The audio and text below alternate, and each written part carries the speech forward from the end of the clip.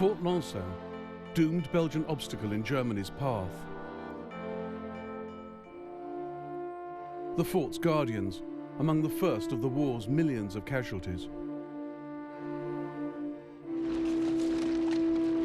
In the opening months, the mould for a new kind of war was cast in the West. Industrialized states locked in conflict. Over 7 million men armed with the latest technology. 11 million civilians under brutal occupation.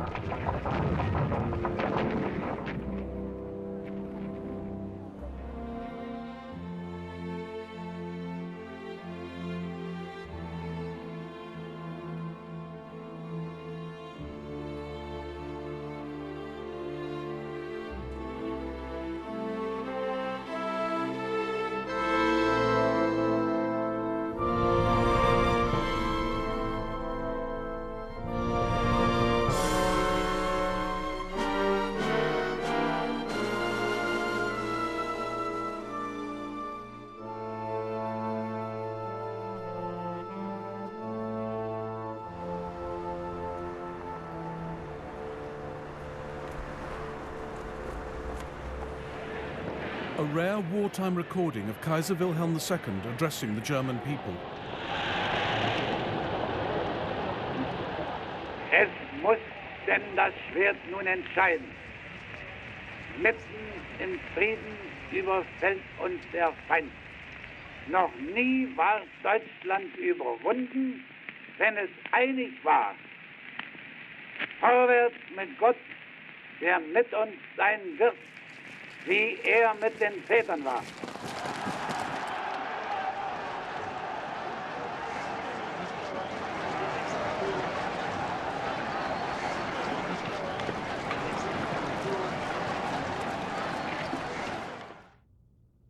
Germany, with 3.8 million men, faced a similar-sized French army to her west. But 3 million Russians were attacking in the east.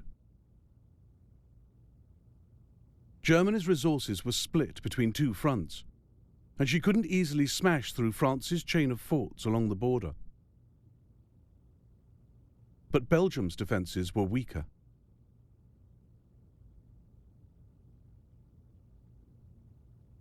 The idea of going through Belgium was General Schlieffen's, his way of storming into France and encircling the French army.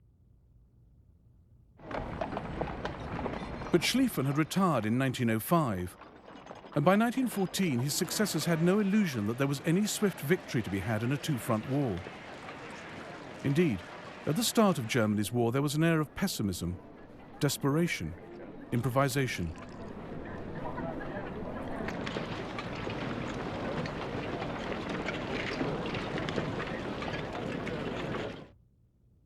General von Moltke, the German commander, acknowledged the uncertainties.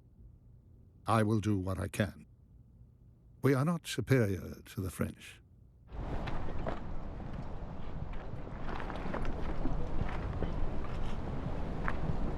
The Germans went to war less with a master plan than a recognition that they would have to take the war bit by bit. And the first bit was Belgium. The Germans knew Britain had guaranteed Belgian neutrality, but reckoned Britain would come into the war sooner or later, whichever route the Germans took into France.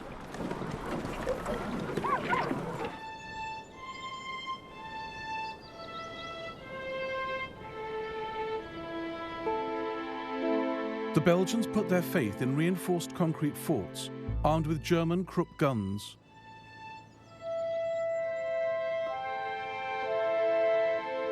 The Germans brought their massive siege guns, the Big Berthas, named after Krupp's daughter, to smash them.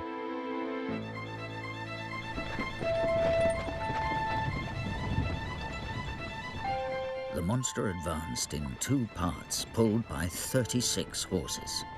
The pavement trembled. The crows went mute with consternation at the appearance of this phenomenal apparatus. Then came the frightful explosion. The crowd was flung back. The earth shook like an earthquake, and all the window panes in the vicinity were shattered.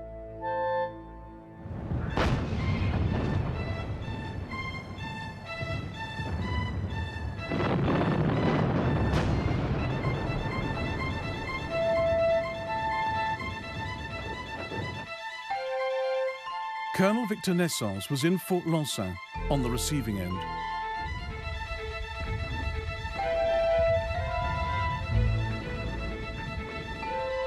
Once the thick metal shutters were pulled down, the heavy metal doors shut, the fort and its fate were sealed.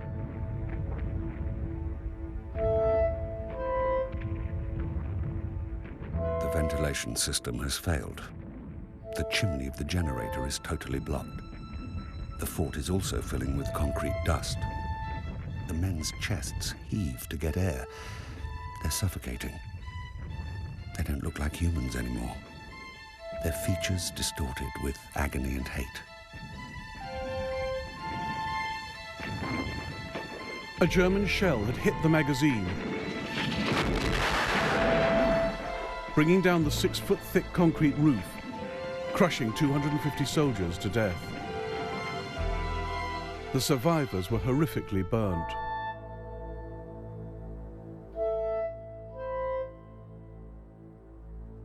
By the 16th of August, all the forts around Liège had fallen. But Belgium's war was only beginning. The Germans claimed that Belgian civilian snipers, francs-tireurs, were firing at them from garret windows and rooftops. In fact, most of the shots came from small units of retreating French and Belgian soldiers, or from nervous German troops shooting at each other. Nevertheless, General von Moltke issued a warning to the people of Belgium. Anybody who, in any form, participates without authorization will be considered as franc-tireur and summarily shot on the spot.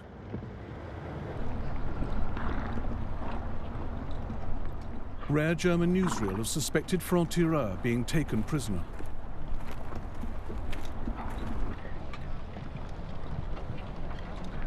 Lurid stories filtered back to raw German troops leaving for the front, heightening their sense of paranoia. At all training sessions, we're told about the nastiness of the French, that our wounded have their eyes gouged out, their noses and ears cut off. We're given to understand we are to act without mercy.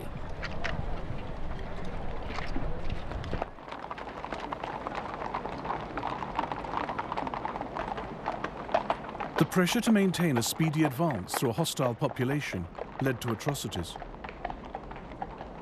These were not just the impetuous actions of frightened troops. They became part of a systematic plan to terrorize and demoralize the enemy. We've been ordered to kill everyone and wipe off the map part of the left bank of the Meuse. It's a tremendously honorable task and we'll be famous forever.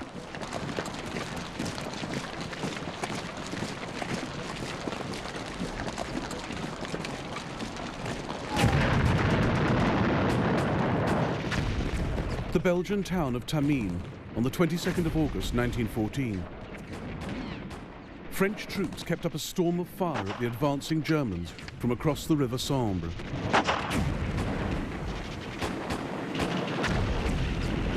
The Germans rounded up civilians, including Fernand Scoyer, for a special task. We are forced to advance, acting as a shield for the Germans, who follow behind us.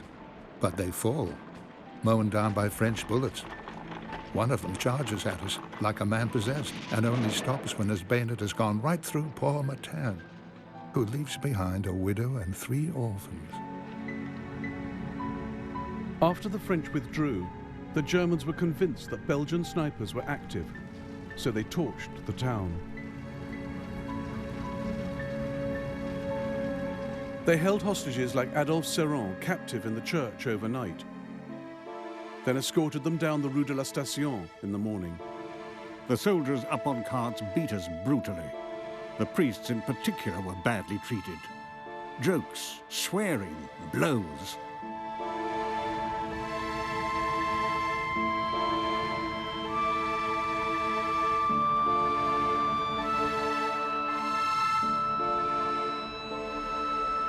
Nearly 400 men, women and children, among them the priest, Father Donnet, were herded into the main square by the riverbank. A German firing squad was waiting for them. A whistle blew, and the shooting began. There was total chaos among the crowd. Some fell dead, others pushed blindly. I found myself on the ground, the tide moving above me. I was suffocating. I was hit by 2 bullets in the kidneys. I felt their holes drill into me.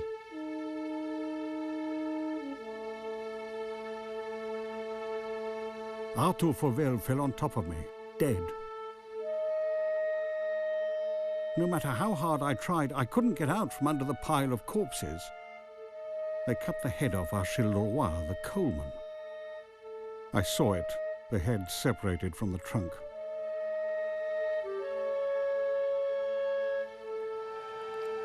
The ultimate cruelty was when the soldiers checked the victims one by one. Any still alive they bayoneted violently, then threw them in the Sambre.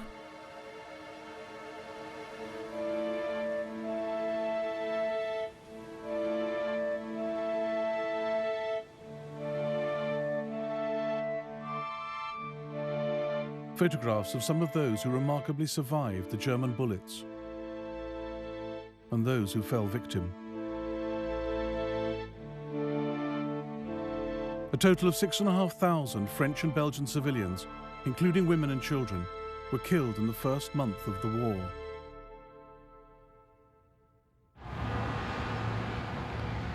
A 180,000 Belgian refugees crossed the Channel to Britain.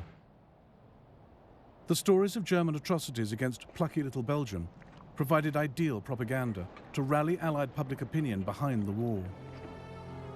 The image of the murderous Hun, the barbaric Boche, was born.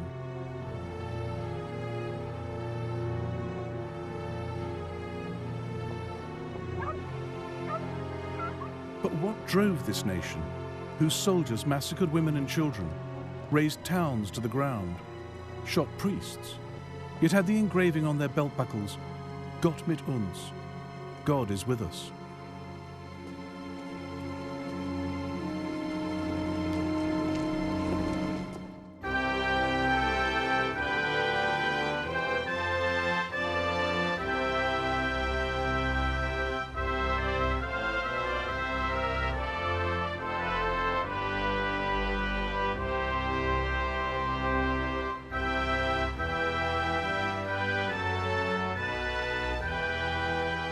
The monument erected outside Leipzig to commemorate the centenary of the Battle of Nations was dedicated yesterday.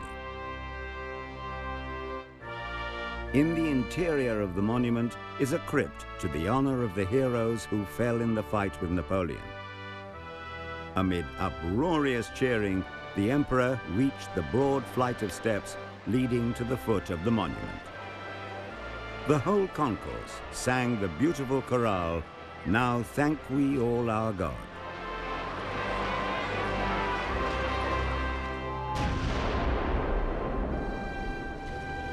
In 1913, Kaiser Wilhelm II celebrated his Silver Jubilee.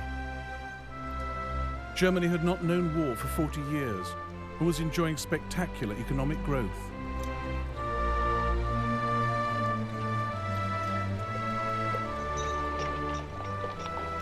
The Kaiser depicted his country not as an aggressor with territorial ambitions, but as the custodian of international concord. Germany is standing, guarding the peace of the earth, at the door of the temple of peace, not only of Europe, but of the whole world. But Germany was only as old as that peace, welded just 40 years before out of 39 separate states. The Leipzig Memorial was a building block for German nationalism. It harked back to a time when German states had joined with Britain and Russia to defeat Bonaparte's France. Its monumental architecture sought to embed the nation's roots in a shared past.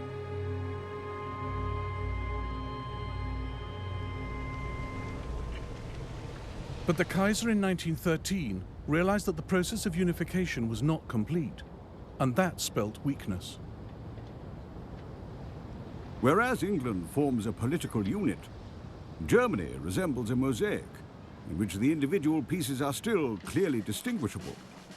This is shown by the army, which is still made up of contingents from the various German states, all wearing different uniforms. The young German Reich needs institutions which are clearly German.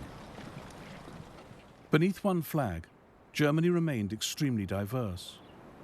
Catholic South and Protestant North, rural East and industrialized West. Germany seemed ultra-conservative, but boasted a modern welfare state which inspired Britain's pre-1914 reforms. I have been shown round one of the new labour exchanges by the Mayor of Strasbourg. I saw some of the poorest fellows in German society, but they all had an insurance card, entitling them to benefit in sickness, invalidity, infirmity and old age. There is no doubt that these labour exchanges are tremendous.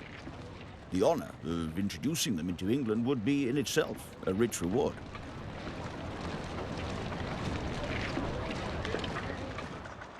Men would die for Britain in the First World War who did not have the vote. Perhaps half failed to meet the qualifications. But in Germany there was suffrage for all men over 21. The largest party in the Reichstag, or parliament, was socialist, and yet none of this added up to democracy. Germany's government was accountable not to her people via the Reichstag, but to her emperor. The call for political reform was growing loud, but Germany entered the First World War governed by an autocrat, and his character was as burdened by paradox as his country was.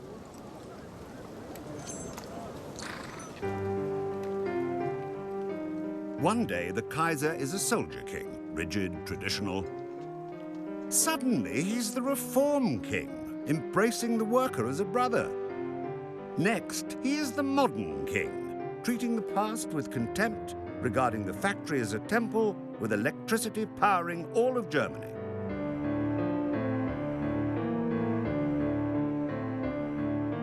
Kaiser Wilhelm II was Queen Victoria's oldest grandson, cousin to both Britain's George V and Tsar Nicholas II of Russia. Wilhelm was born with a withered left arm for which he compensated with sports, sailing, riding and hunting. He had an immature streak, dressing up and playing often cruel practical jokes.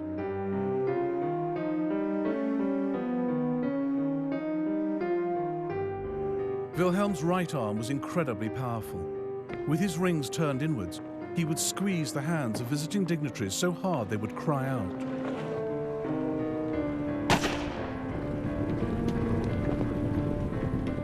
A king's insecurities matter little if he has no power, but the Kaiser was Germany's commander-in-chief, its supreme warlord. In no area has the Kaiser views of his own, and he doesn't know what to do. Sadly, he's putty in the hands of clever people and makes surprising leaps of judgment all over the place. Everything he decides is motivated by his desire to be popular.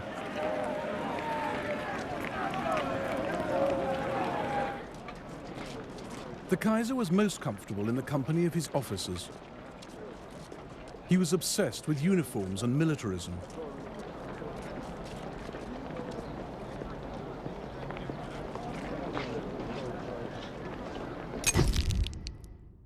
His army's ethos was rigidly professional, though even in peacetime half were conscripts. They were highly disciplined and the guardians of the German state. The French were old enemies. The last time they'd fought, in 1870, the French had used civilian snipers, franc-tireurs, against them. The German Chief of Staff's own uncle led that campaign and passed on the crucial lesson to the German soldiers of 1914. International rules do not work when soldiers are in constant fear for their lives, worried that a civilian may pick up a rifle and shoot them. It must also be remembered that the greatest deed in war is the speedy ending of the war, and every means to that end must remain open. German troops going into Belgium and France used terror from the start. The civilian population, caught between the weight of historic fears and current military necessities, was not going to get the benefit of any doubt.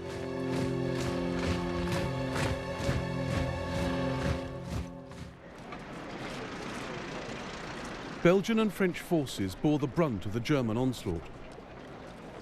They were soon joined by British troops.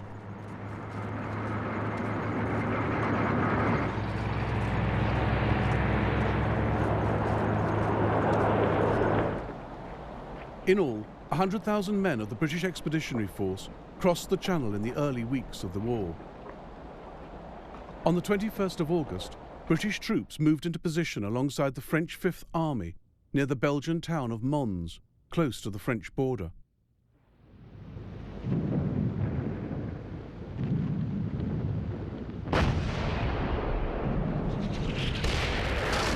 Two days later, the British, with 70,000 men, were hit by a German force 4 times the size. I focused the telescope and saw a number of little grey figures. More and more were appearing.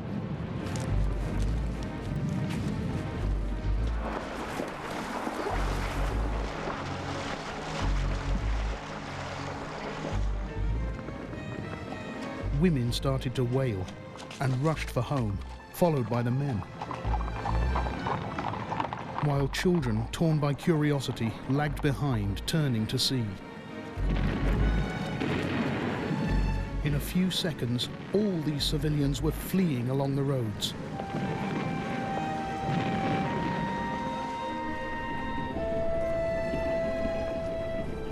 The Allies started an epic retreat south, just ahead of the German tidal wave.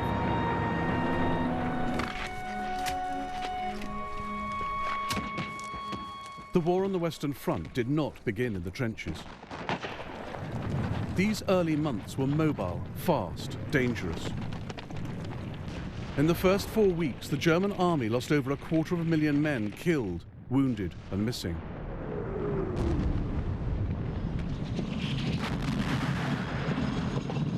The front was constantly shifting, giving men no time to dig in.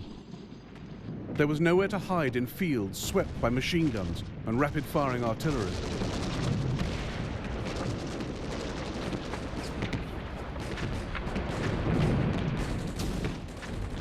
British soldier Edward Dwyer won the Victoria Cross on Hill 60 in Belgium. He was just 19.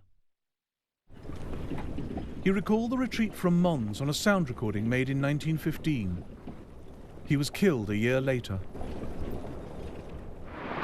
I was already in the army when the war broke out and went to France on August 13, 1914. You people over here don't realize what our boys went through in those days. That march from Mons was a nightmare. Unless you've been through it, you can't imagine what an agonizing time it was.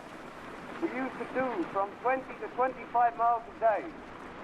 There was only one thing used to cheer us up on the march, that was singing. We're here because we're here, because we're here, because we're here. We're here because we're here, because we're here, because we're here.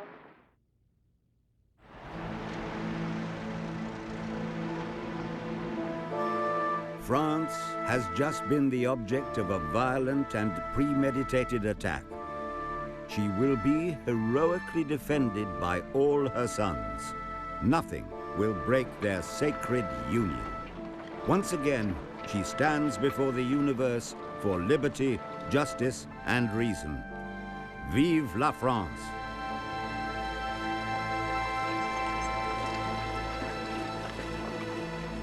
At the war's start, Poincaré had appealed to all France for national unity. By the 2nd of September 1914, the Germans were just 30 miles from Paris, and the sacred union was starting to crack. Trenches were dug, sandbags filled, barricades erected. The government left the capital for Bordeaux, triggering a general exodus. 1 million Parisians, a third of its inhabitants, fled the city.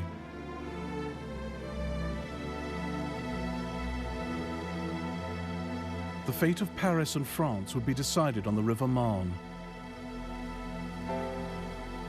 Fought along a 300-mile front, it was a battle France had to win.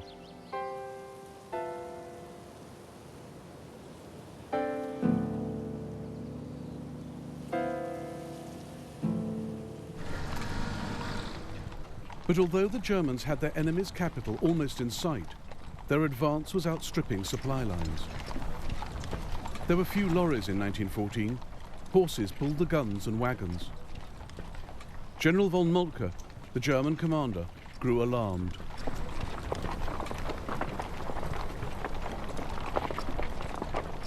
We have hardly any horses left in the army which can take another step. We don't want to fool ourselves. We've had successes, but we're not victorious yet.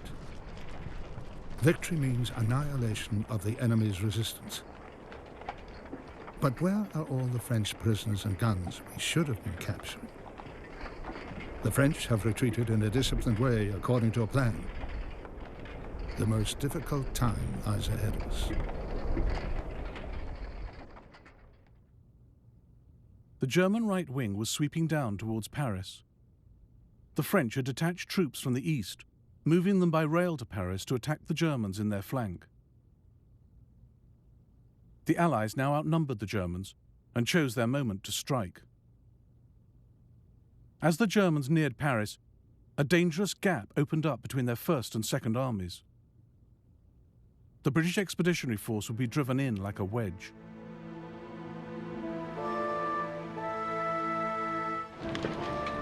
To the French, it is their own home, and it makes them mad. We somehow fight on with no increased animosity.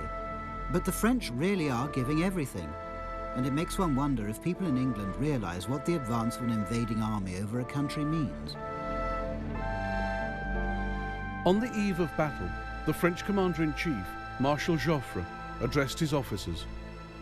When a battle begins upon which the nation's salvation depends, we cannot look back. We must make every effort to attack and repel the enemy. Troops who can no longer advance must, at all cost, hold the captured ground and die rather than retreat. The Marne would consign the set-piece battle, fought on a single field in a day, to history. It was on the cusp between old warfare and new. Around Paris, great armies wheeled and maneuvered as they had done for centuries. But to the east, the French dug trenches to defend their positions. Here, the battle lines would become static.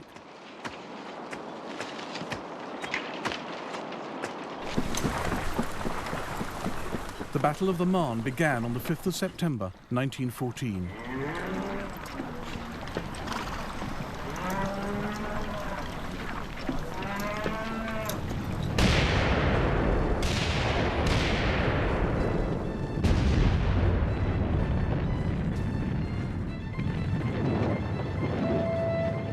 Fighting has begun. French shells explode incessantly in front of us. We seek shelter in a sunken lane. Stomachs loudly remind us of our hunger. Constant shelling makes it impossible to reach up and fetch an apple. Some block their ears so as not to lose their nerve with the incessant machine gun fire. Our ranks are decimated. We cannot hold this position much longer.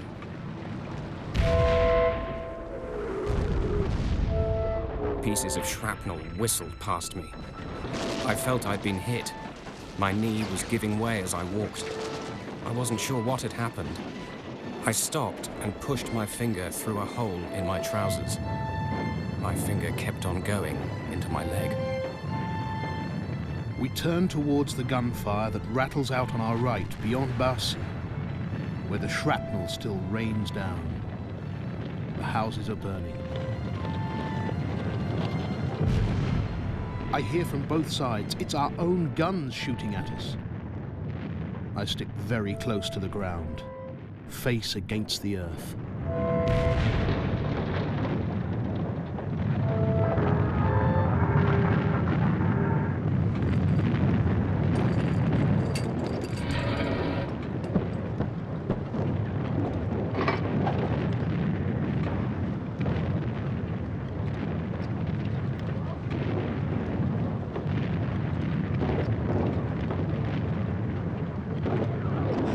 For all its modernity, there were elements of the battle that Napoleon would have recognized.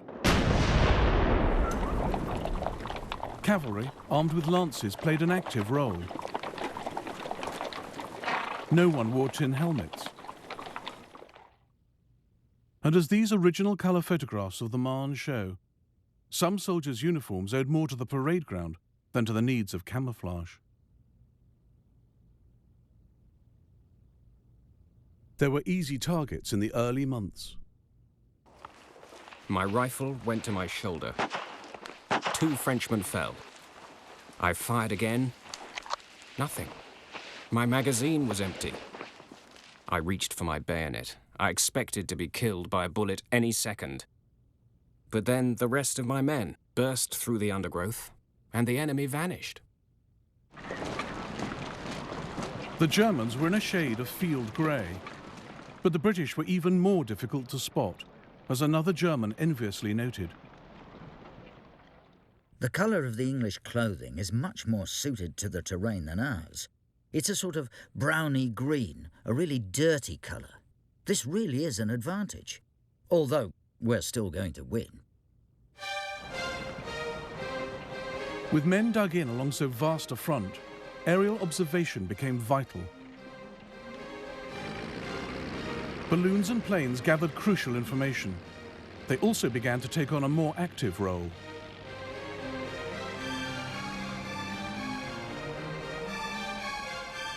A French plane suddenly appears.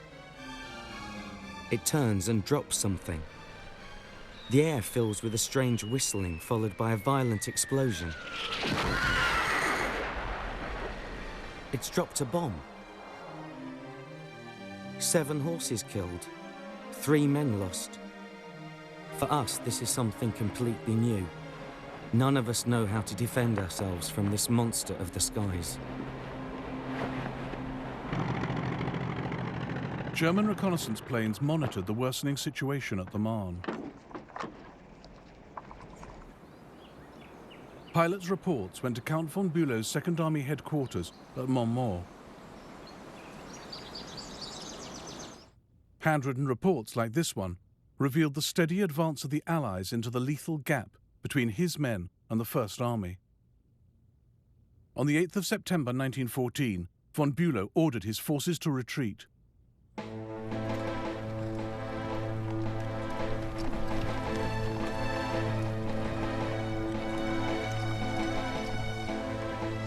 We continued to fall back, passing through French villages.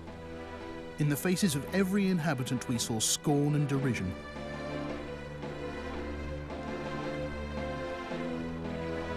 The women leaned out of their windows and thumbed their noses and sneered at us. To them, we were the defeated army.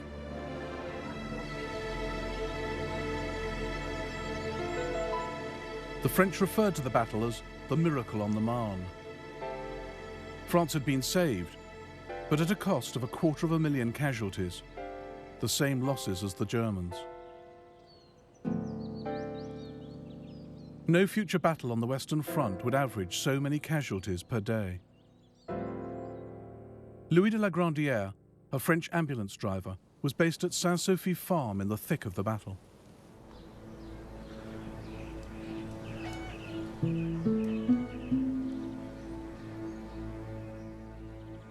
We're surrounded by dead bodies, thousands piled one on top of another. We've got used to the shelling now. We don't even look up.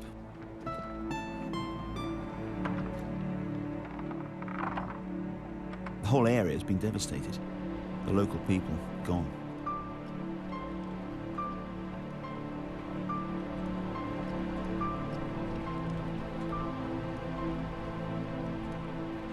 "33 German generals were quietly sacked. Moltke was replaced by Erich von Falkenhayn after a tactful pause. The German people were never told the truth about the Marne. Indeed, the myth at the war's end would be that the German army was undefeated in the field. But in a sense, they lost the First World War here, never having again the chance they had at the Marne to win a resounding victory against the Allies.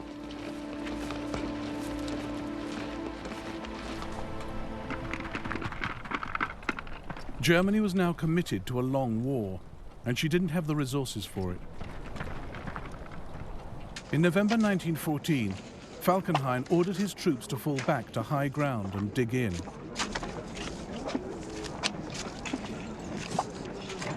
Unable to break through, the Allies had few options but to dig in as well.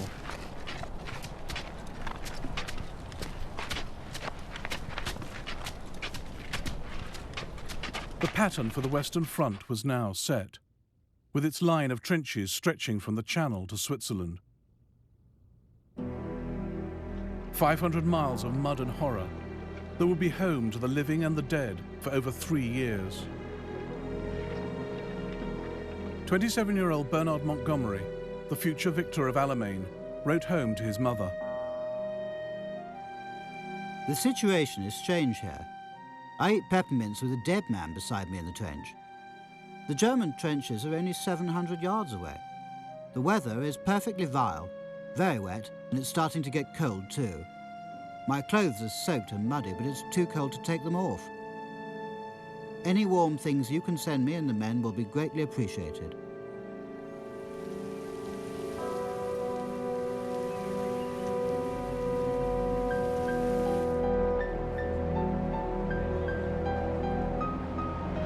And beyond no man's land, beyond the German lines, 11 million French and Belgian men, women and children were learning to adapt to their changed lives as civilians under German occupation.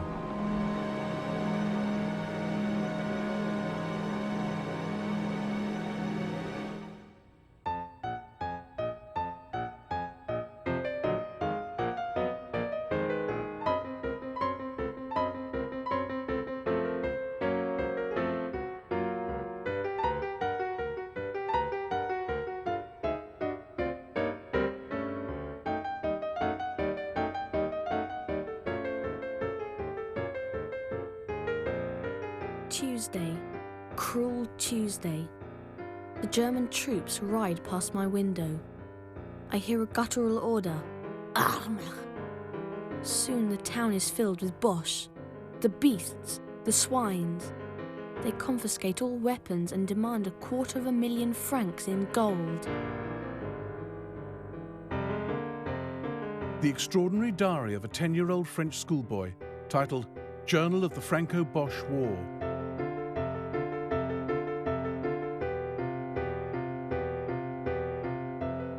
Yves Congar lived with his family in this house in Sedan, eastern France. Yves' mother encouraged him to write a diary to keep him busy during the summer holidays. It became a unique record of the occupation. What Yves had seen when the Germans marched into Sedan was forced requisitioning.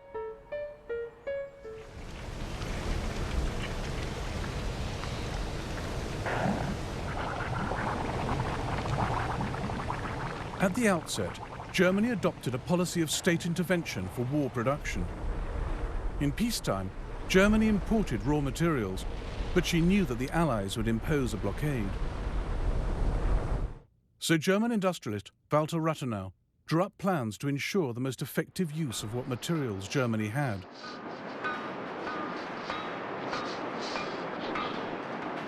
But after a few weeks of war, the German state had most of France and Belgium's industrial and mineral resources at its disposal.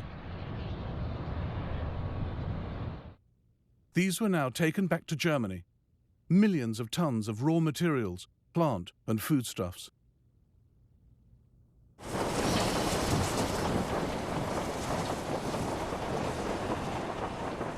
But the asset stripping wasn't limited to government. The German army was ordered to live off the occupied territories. What the soldiers wanted, they took. Moved on towards Fromelles. The inhabitants were pensioners. Our boys found a stash of wine and eggs. We helped ourselves. In the meantime, the church was shot to bits. Not a single house was spared. They have taken, rather stolen from us, straw, copper, oats, and the belongings of over 8 million people. They have looted the cellars, the empty houses, the walnut trees, the telegraph poles, and the livestock.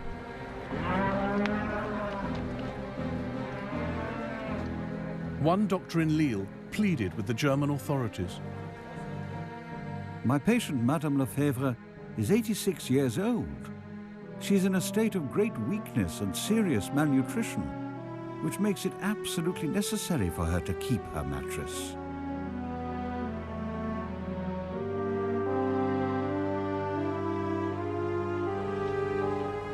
It wasn't just material loss.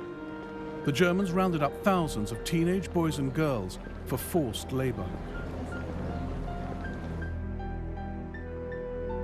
The last 3 weeks we have spent in the most terrible anguish and moral torture possible for a mother's heart. At 3 in the morning, these German heroes go out with a military band and machine guns and bayonets fixed to hunt down women and children, to take them away. God knows where or why.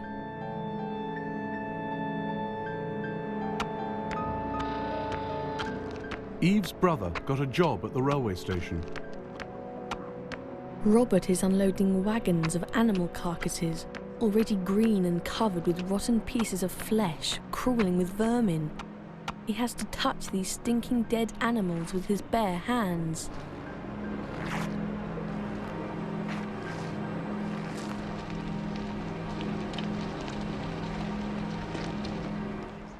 Occupied France was run like a military state, as this film of the German military police in Lille shows. Clocks were set to German time, new identity papers issued.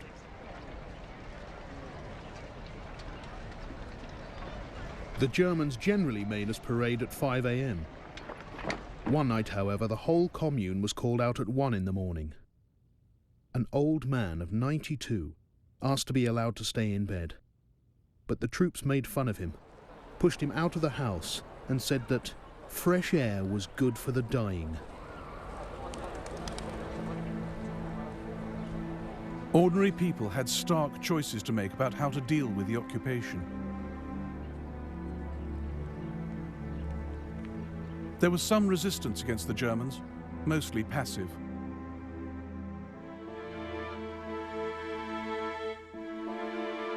Belgian opposition was spurred on by the head of the Catholic Church, Cardinal Mercier. His letter, Patriotism and Endurance, was read out in every church across Belgium in February 1915. God will save Belgium, my brethren. You cannot doubt it. Nay, rather, he is saving her. Across the smoke of conflagration, across the stream of blood, have you not glimpses of his love for us? There is no perfect Christian who is not also a perfect patriot. Whence, in truth, comes this irresistible impulse which carries the will of the whole nation in a single effort of resistance in the face of the hostile menace?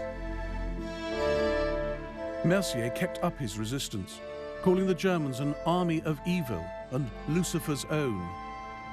This embarrassed not just the Germans, but the Vatican.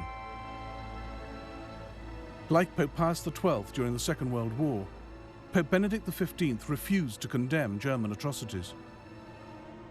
The Germans placed Mercier under house arrest in a bid to silence him, but it only increased his popularity. The Germans also unwittingly created another martyr. Edith Cavell was the British matron of a hospital in Brussels. After Belgium was overrun, she helped Allied soldiers escape into neutral Holland. In August 1915, she was caught, tried and condemned to death. The night before her execution by firing squad, she spoke to the prison chaplain. I have no fear or shrinking. I have seen death so often that it is not fearful or strange to me. And this I would say, standing as I do in view of God and eternity. I realize that patriotism is not enough. I must have no hatred or bitterness against anyone. The British exploited to the hilt stories of German atrocities against women, especially the shooting of Edith Cavell. Films like this one were made to show in neutral countries, particularly America.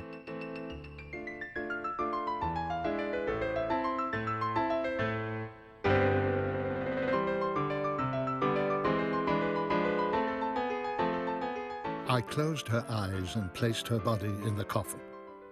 She was the bravest woman I ever met, going to her death with poise and bearing. She had, however, acted as a man towards the Germans and deserved to be punished as a man.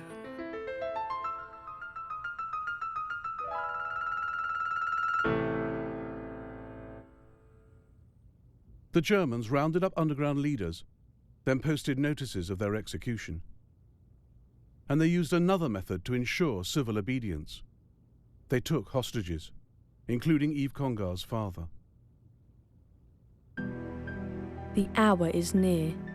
The last meal together, the goodbyes, the hugs. I want to cry. Father walks to the station with just us boys. I bite my lip and feel my eyes tightening. Father says, "I love you. Farewell. Remember me." Then he kissed us. Every night I'll say a prayer for my father and the other hostages. Civilian men, women and children were packed into cattle trucks, sent to concentration camps as hostages and forced labourers. Several thousand French and 58,000 Belgians. The rounding up of civilians by the enemy has been tragic.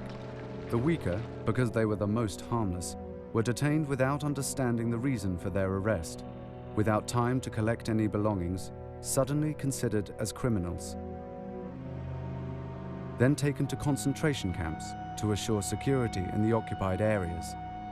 These civilians became simple pawns in the hands of their captors.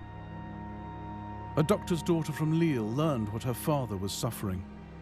Papa was locked up for 5 days for refusing to assist an operation carried out by a Boche. All food packages are opened and classified.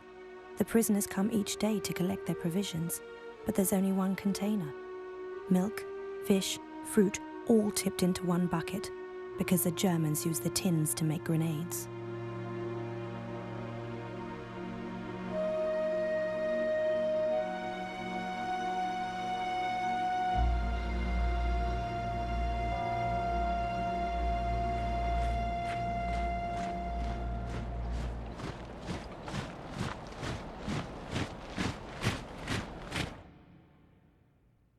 Far from being broken by the German occupation, Yves Congar, who became a prisoner in the Second World War, was politicized by it.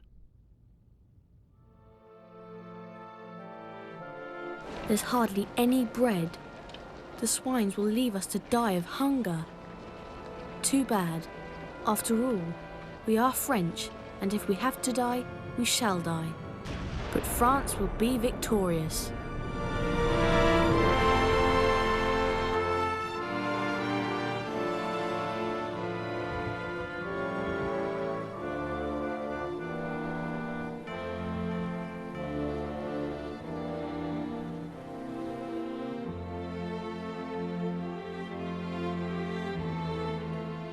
In the next episode of the First World War, global conflict rocks empires as Germany beats the Royal Navy in the Pacific and maverick armies rampage through Africa.